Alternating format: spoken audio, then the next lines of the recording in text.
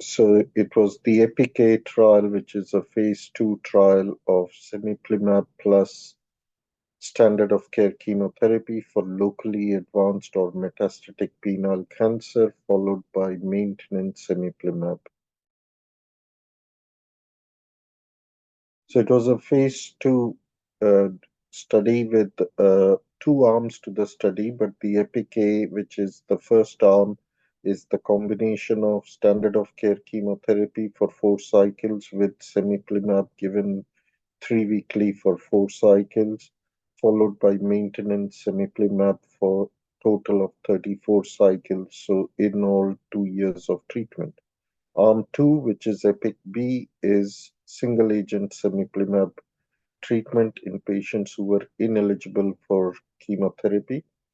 The data that we presented in the oral presentation at ASCO GU was on the EPIC A, which is the chemoimmunotherapy combination arm followed by maintenance cemiplimab.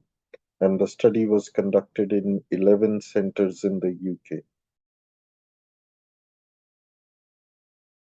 So the study met its primary endpoint by showing clinical benefit rate of 62.1% and an objective response rate of greater than 50%, and which was the primary endpoint was the clinical benefit rate.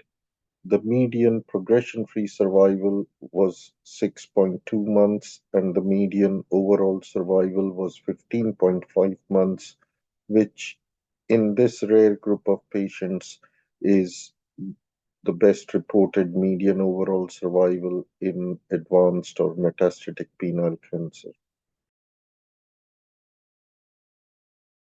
So these results show significant promise of combining cemiplimab with standard of care chemotherapy.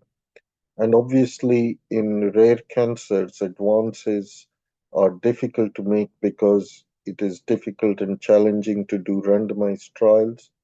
But based on our results and also the results of the Hercules trial, we now see that combining immunotherapy to standard of care chemotherapy should be considered as an option for first line treatment for patients with locally advanced or metastatic penile cancer.